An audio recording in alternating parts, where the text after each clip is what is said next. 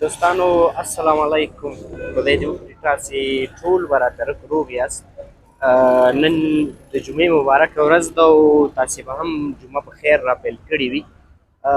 اسداباد ښار د شهیدانو په چوک کې ولاړ یم دوستانو، او د نورو وختونو په پرتله په اسداباد ښار کې د جمعې په ورځ یو څه ګڼه ګونه د سهار لخوا نه کمه وي.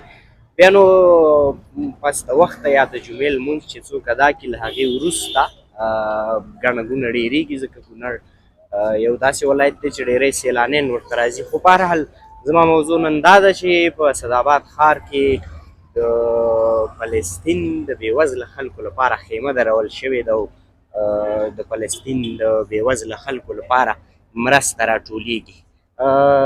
دا هغه ځای کې مخامخ تاسې ګورئ دغه شعار هم لګېدلی دی چې د غزې ماشومان د ولږې مري. نو راغلم، غوښتل مې چې د دغه خیمې جزئیات له تاسو سره شریک کړم او همدغه راز د فلسطین د خلکو لپاره په کونړ ولایت کې مرسته راټولېږي. نو تاسې به راسره د دغې په اړه خپلې جملې او خپل نظرونه په کمنټ کې شریک کړئ. زه هم ورځم د دغه خیمې د مسؤلینو سره غږېږم چې دغه اقدام یې ترسره کړی دی او دغه ځای کې خیمه ورډولې ده او همدغه راز د کونړ د ولسونو لخوا نه دغه صندوق کې چانده راټولېږي. نو ټول جزئیات یې له تاسو سره شریکوم. اوسئ. صاحب محترم، په کونړ ولایت کې د غزې د بېوزله خلکو لپاره خیمه درول شوې تر څو له هغوی سره د کونړ ولسونه مرسته وکړي. د دغه خیمې جزئیات راکړئ، د چا لخوا نه ورډول شوې ده او د دغې چاندې لپاره څه پلان جوړ شوی دی چې د کونړو ولسونو دغه چانده به فلسطین ته یا د غزې ولسونو ته رسېږي. نو الحمدلله وروره چې دغه خو د کونړ د ولایت د مجاهد ولس یو د زړه تمنا وه او د زړه ارزو وه، او دا مخې ته د ذوالحجې د 10 ورځې دي اخترونه را روان دي.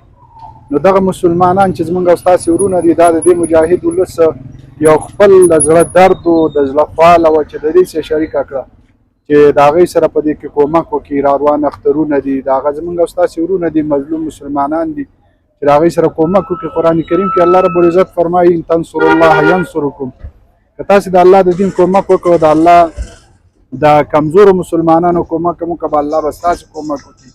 نو دغه کومکونه چې دی د کونړ د مجاهد ولس د خوا نه دي، د دوی د خپله همدردي ده او خپل فکر او سوچ دی او هغه احساس دی چې دوی کې راوپارېده او د غزې د دغه کمزورو مسلمانانو سره، د مظلومو مسلمانانو سره چې په دغه کې دغه کفارو د خوا د یهودو د خوا نه دغه مظلوم مسلمانان په بې جرمه چې دی هغه شهیدانېږي او هغه ځورل کېږي، هغوی ته تکلیف رسېږي. نو دا د کونړ د ولسونو خپل غږ و، د دوی خپل هغه ایماني جذبه وه، هغه ایماني فکر او سوچ یې چې د خپلو مسلمانانو ورونو سره دغه فکر وکړه او دغه خیمې وردروله چې د راروان اخترونو او د هغې سره څه نه څه کومک وشي چې د هغې مظلوم مسلمانان دي. په موږ او تاسې حق لري، ټول مسلمانان یو بل سره ورونه دي. بیا چې کوم مسلمان باندې ظلم کېږي، د هغې سره زیاتی کېږي، کفارو ته راجمع شوي، ټوله نړۍ پرې راجمع شوي، په هغه باندې دارنګې په هغه کفري اصولو کې هم دا نشته چې مسلمانان دا ماشومان دي څوک قتل کړي، هغه خلک چې هغه په جنګ کې واقع نه وي هغه دي څوک قتل کړي، دا بې سرنوشته بمباریانې کوي دا کفار، دا هغه ماشومانان بېوزله ناپویه چې هغه د الله په نزد معصوم نه دي، هغه پکې شهیدانېږي، د هغوی مور او پلار او دغسې بوډاګان کمزوري خلک زنانه پکې شهیدانېږي. نو دغه د کونړ د ولسونو یو خپل فکر او سوچ و چې دغه فکر او سوچ یې وکړه چې یاره د دې خپلو ورونو مسلمانانو سره دغه یو در شریک کړي، یو مینه او محبت د هغوی سره شریک کړي چې یاره موږ او تاسې سره په دغه در کې درمن یو، دغه کم تکلیف او مشقت چې په تاسو تېرېږي دغه کې څه موږ شامل یو، خو چې دا زموږ د دغه ځای نه وس نه کېږي نور د ورتګ او هلته د هغې سره د نور خدمت. نو دغه مالي تعاون د دې ځای نه د دې دپاره دی وکړه چې دغه مسلمانان زموږ او ستاسې ورونه دي او د قیامت په ورځ د الله د ګریپ نه موږ او تاسې خلاص شو. او دغه چې دی دغه مسلمانانو دا د دوی خپل د عوامو فکر و د خلکو چې دغه مظاهره به هم کوي د هغې په ملاتړ باره کې او دغه صندوق یې هم لګولی انشاءالله د دې په خاطر چې څومره کومک وشي انشاءالله دغه په شفاف ډول باندې د غازي مسلمانانو ته دا رسیږي او هغوی ته به تسلیمیږي انشاءالله. ډېره زیاته مننه مولوي صاحب. د ولسونو ډېری غوښتنه زما فکر او پوښتنه یې دا ده چې څه ډول پلان جوړ شوی چې غزې ته به دغه مرسته رسیږي؟ انشاءالله دغسې عوام مسلمانان شته د هغوی په وسایطو باندې خو انشاءالله موږ په دې مطمئن یو او په دې باندې د دې عامو ولسو اطمینان راغلی دی چې دغه کومک په صحیح ډول باندې هغوی ته تسلیمیږي. هغوی بېرته ویډیو کلیپ هم رالیږي چېرې دغه څه چې کوم دی د کونړ نه یا د بل ولایت نه یا د پلاني په لاس موږ ته کوم څه راغلي او دا موږ ته تسلیم شو د هغوی د تسلیمۍ کلیپ هم رالیږي انشاءالله. دغه کرالی د مسلمانانو ته به دا کلیپ هم وښودل شي او الحمدلله دا ښه په شفاف ډول باندې رسیږي. مولوي صاحب یوازې د هیواد په کونړ کې دا کار ترسره شوی او په نورو ولایتونو کې هم شته؟ یاره انشاءالله زه ګمان کوم چې دغه اولنی اقدام به د کونړ او الله رب العزت به دا سلسله په ټولو ولایتونو کې جاري وساتي انشاءالله. درنو لیدونکو د کونړ ګرځندی او امیر مولوي صاحب منیب سره وغږېدو.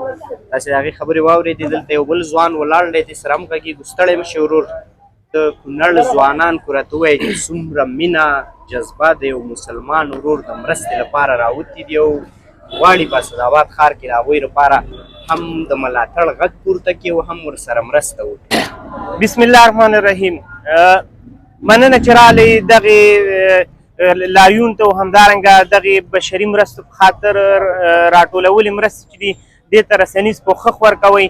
دا چې د 2023 کال څخه را په دې خوا صهیونیستي رژیم د غزې په تړانګه د مظلومو مسلمانانو باندې وحشت او ظلم روان کړی دی. همدارنګه هغه هیوادونه چې ځان په نړۍ کې د بشر د حقوقو قلمبردار معرفي کوي او همدارنګه ځان د بشر د حقوقو مدیان معرفي کوي، دغه د غزې پر مسلمانانو باندې وحشتناکې بمباري او همدارنګه د هغوی وژنه جنوساید روان دی او دوی ملاتړ کوي. همدارنګه همدغه امریکا د برطانیا د مختلف کفري ملکونه دي چې دغه صهیونیستي رژیم ته په ټنونو باروت او بمونه ورکوي تر څو دغه مسلمانانو په عامه وژنه کې برخه واخلي او همدارنګه هغوی چې دی هغه کومې شومې او هغه غیر نامشروع موخې دي هغه ترلاسه کړي. همدارنګه د ټولو نړیوالو اصولو پرنسپونو نورمونو خلاف داسې کړنې وکړي چې بشریت په شرمېږي او تاریخ کې هغه نه وي تکرار شوی.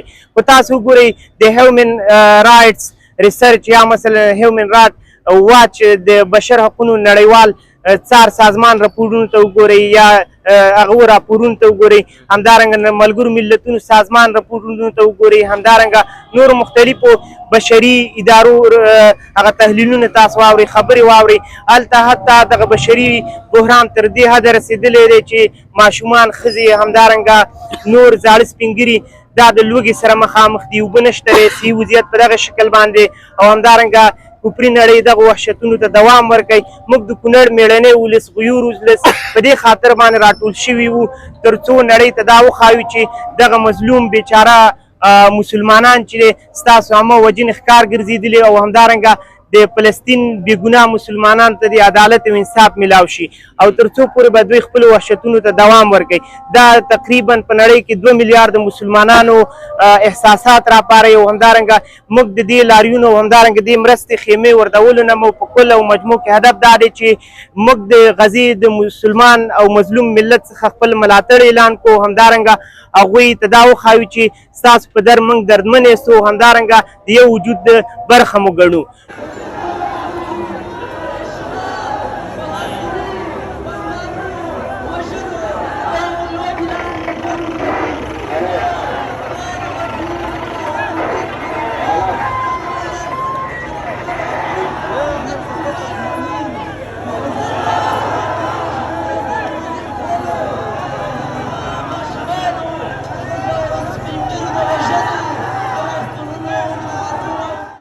درنو لیدونکو، نو دا په اسداباد ښار کې د فلسطین یا د غزې د مسلمانانو لپاره د بېوزله خلکو لپاره او د بېوزله ولسونو لپاره یې د مرستې خیمه درول شوې او د دې تر څنګ د ملاتړ په خاطر باندې مظاهره هم ترسره کېږي او د فلسطین بیرغونه هم په اسداباد ښار کې ځای پر ځای لګېدلي دي.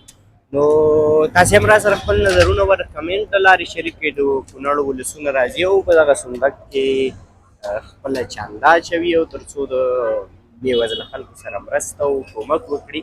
نو تاسې را سره خپل نظرونه د کمنټ له لارې شریک کړئ. هیله ده چې دغه خپرونې څخه مو خوند اخیستی وي. تر بیا چې اظهار اختلاف ځای ستاسې په دانه چوپړ کې حاضرېږي. د یو سوکاله آباد افغانستان په هیله. خدای په امان.